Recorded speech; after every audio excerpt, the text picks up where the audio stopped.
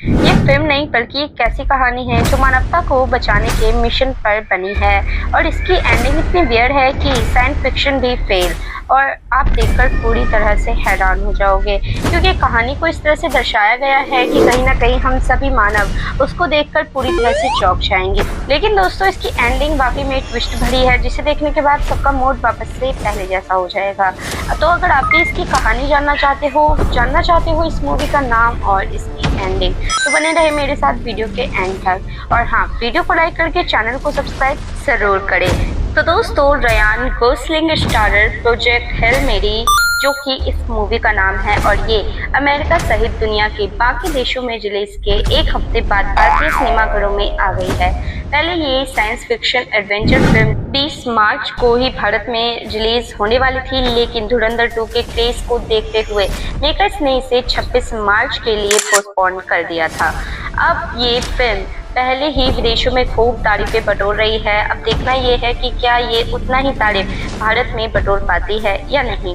Director जोडी fill Lord और Christopher Miller मानवता को बचाने के मिशन पर निकले एक अकेले अंतरिक्ष यात्री की कहानी लाए हैं, जो पहले ही सीन में रोमांच जगाती है। मानना होगा कि वे जबरदस्त विजुअल्स के साथ विज्ञान की प्रक्रियाओं और भावनाओं से जोड़ने में सफल रहे हैं।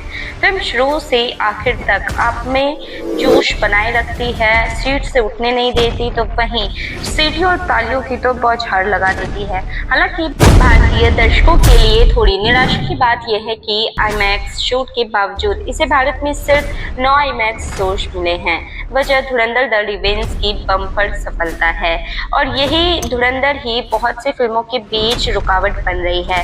दोस्तों मैं आपको बता दूं कि क्या है आखिर प्रोजेक्ट हेल मेरी की कहानी। दोस्तों इस कहानी को जानने के लिए काफ़ी ऑडियंस एक्साइटेड है, तो कोई इस कहानी के लिए इतना ज़्यादा एक्साइटेड है कि वो इसके रिलीज की इंतज़ार तो कर ही नहीं पा रहे। फिलहाल दोस्तों मैं आपको बता दूं ये कहानी है मानवता को बचाने के मिशन पर निकले एक अकेले अंतरिक्ष यात्री की, एक एंडी वियर की साइंस फिक्शन बेस्ट सेलर किताब द 2021 नॉवल पर आधारित है।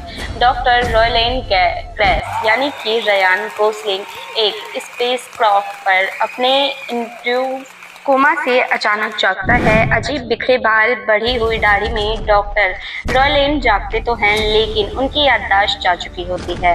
उसे बिल्कुल याद नहीं है कि वह कहाँ और क्यों आया है। तो वहीं स्पेस क्राफ्ट के बाकी सभी क्रू मेंबर मर चुके हैं।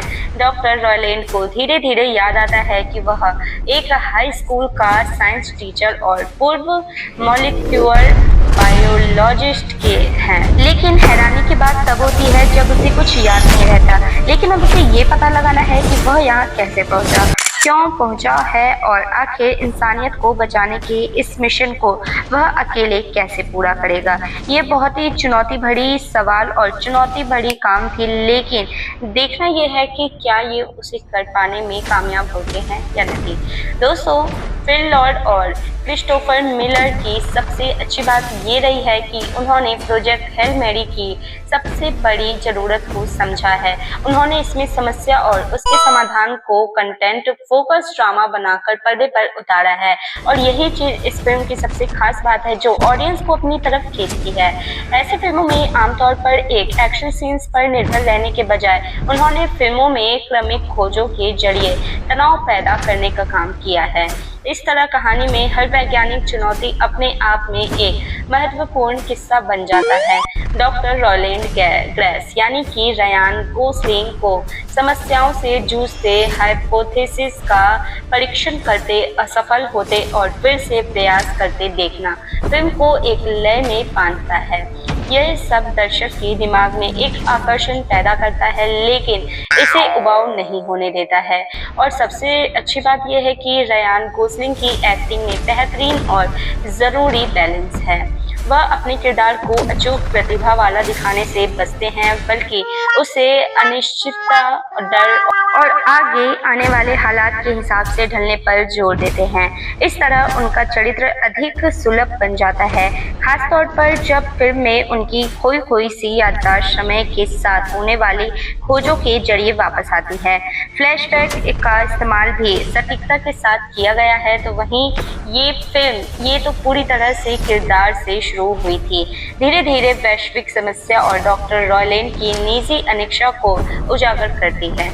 इससे कहानी में गहराई आती है और विजुअल्स की बात करें तो पर्दे पर अंतरिक्ष की दुनिया को दिखाने का अनुभव शानदार है, लेकिन यहाँ भी फिल्म को ग्रैंड विजुअल्स में उलझाने की बजाय इसके लयबद्ध पटकथा को प्राथमिकता दी गई है।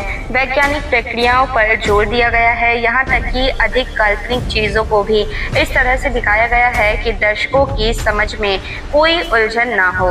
ये धैर्य दर्शकों को पर्दे पर दिखाए जा रहे दर्द से जोड़े रखता है। इतना ही नहीं, बल्कि फिल्म का इमोशनल पंच एक सबसे अजीब और अनूठे रिश्ते से जुड़ा है। बिना कोई स्पॉइलर दिए यहाँ बस इतना कहना सही होगा कि पर्दे पर दो किरदारों के बीच का ये संबंध अपनी डिटेलिंग की वजह से गहरा हो रहा है। इतना ही नहीं, बल्कि गर्मजोशी से भरा हुआ भी है और फिल्म मेकर्स ने इस रिश्ते को आगे बढ़ाने में कोई जल्दबाजी नहीं दिखाई है। एक दूसरे से बात नहीं कर पाने की बाधाओं और समस्याओं के समाधानों को ही रिश्ते की नींव के रूप में उपयोग किया गया है। ये सब इस फिल्म को एक नई ऊंचाई देता है।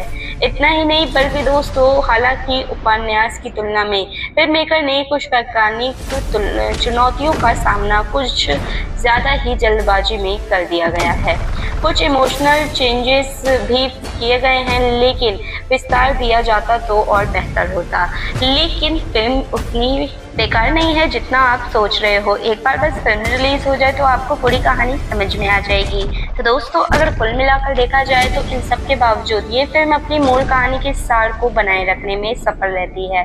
ये जिज्ञासा, जुझारूपन और सबसे मुश्किल अप्रत्याशित हालात पे एक दूसरे से जुड़ने की मानवीय क्षमता को पर्दे पर जश्न जैसा रूप देती है। फिलहाल दोस्तों, कहानी से तो आपको समझ आ गया होगा कि फिल्म कैसी है, लेकिन अगर आप इस फिल्म को देखने के लिए एक्साइटेड हैं तो अपनी राय कमेंट करना बिल्कुल ना भूलें। और हाँ, ये बताना भी बिल्कुल ना भूलें कि आपको आज का ये वीडियो कैसा लगा। जल्दी मिलते हूँ अपने ऐसे ही नए और बड़े अपडेट्स के साथ, लेकिन मूवी से जुड़े रहने के लिए मेरे वीडियो को लाइक करके चैनल को ज़रूर सब्सक्राइब करें।